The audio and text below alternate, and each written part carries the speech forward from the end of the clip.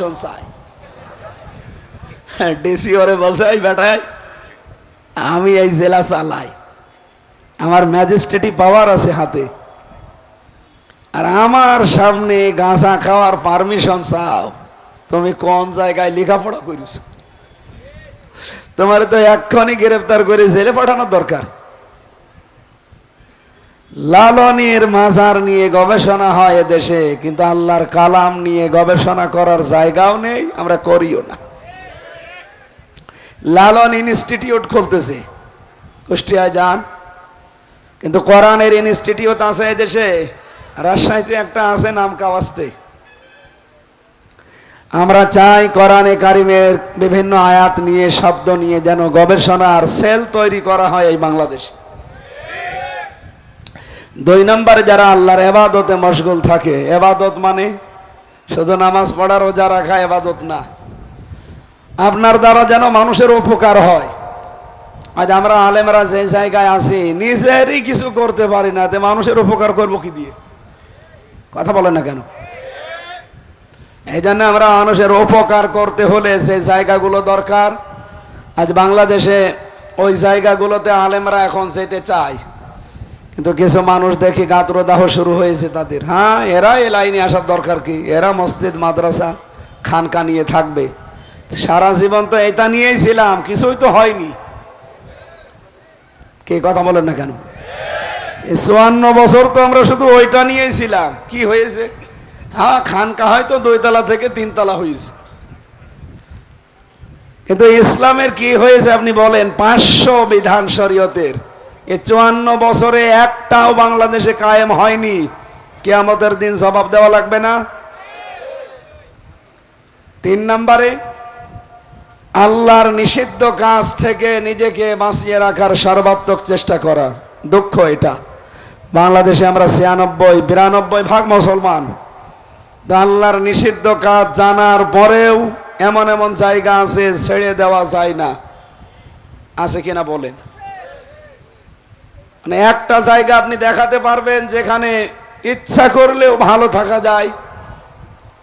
উনি মাদ্রাসার অধ্যক্ষ, আলিম মাদ্রাসা বা দাখিল মাদ্রাসা যাই বলেন, বিশেষ করে আলিম, দাখিল, ফাজিল, কামিলের যারা দায়িত্বে আছে মাদ্রাসায়, কলেজ, বিশ্ববিদ্যালয় তো বাদ দিলাম, মাদ্রাসার এই সমস্ত দায়িত্ব থেকেও সঠিক থাকা বাংলাদেশের এই প্রেক্ষাপটে বড় কঠিন হয়ে দাঁড়িয়েছে। উনি তার প্রমাণ। অথচ উনি জানে যে এটা হালাল, এটা হারাম, জানার পরও মানতে পারছে না। মসজিদের টাকা বরাদ্দ হয় সরকারি, ওই টাকা জায়েজ টাকা তুলতে যাবেন, 5 লাখ টাকা বাজেট হলে 2 লাখ টাকা আল্লাহর ওলিদের ঘুষ দেওয়া লাগবে। ভাই খাওয়া যায় তো বলি, এখান থেকেও খাবেন আপনি? এখন তো কিছু মানুষ দেখছি কোনো জায়গা বাদ দিচ্ছে না। এমনকি একজন মহিলা সেই দিন বলছিল যে আমি একটা সন্তান জন্ম দিয়েছি, তাও আমার কাছে 5,000 টাকা চাঁদা চাই।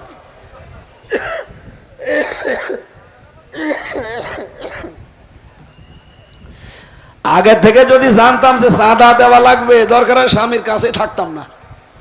চাঁদা তো মুসিবতে আছে দেখছি। কি একটা যন্ত্রণা মার্কা দেশ বলেন তো। 10 মাস 10 দিন সন্তানটা পেটে নিয়ে এত কষ্ট করে, ডেলিভারির কষ্ট সহ্য করে একটা সন্তান দুনিয়ায় আনছে, সেই মায়ের কাছে এখন চাঁদা খাওয়া লাগছে এই দেশের মানুষের। হয়তো রাজশাহীতে এটা নেই, আমি জানি তো।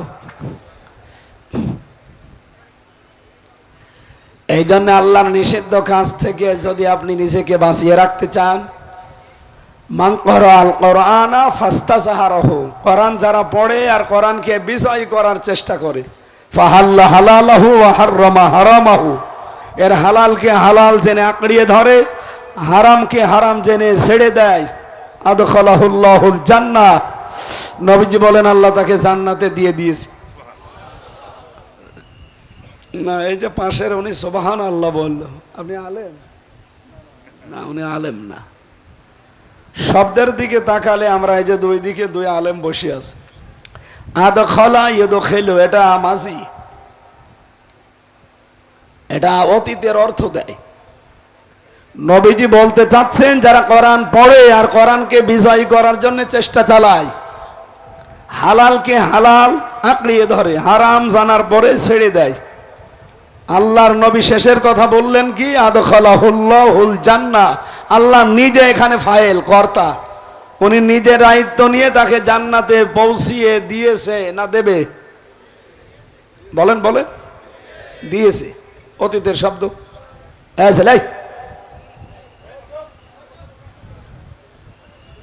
ওঠা যাবে না ভাই, 1 ঘন্টা সময় দেওয়া যাবে না?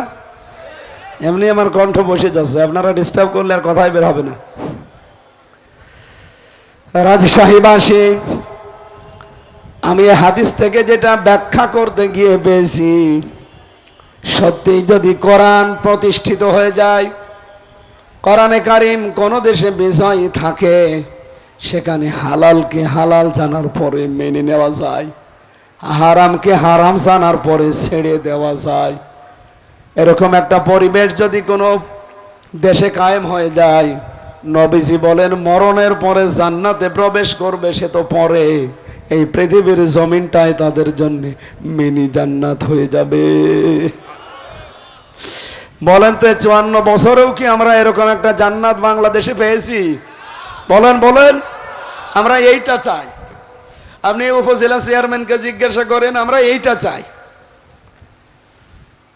আমি আজকে এই যে 2 দিনে 2000 কিলোমিটার রান করলাম, কত ভয়, কত টেনশন, কত চিন্তা রাত দিনের ভেতরে আমার ভেতরে এসেছে জানেন? অথচ মালয়েশিয়া বাংলাদেশে যাইতে প্রায় 5 ডবল বড় বিশাল দেশ। আমি প্রতিদিন 2000-3000 কিলোমিটার রান করতাম,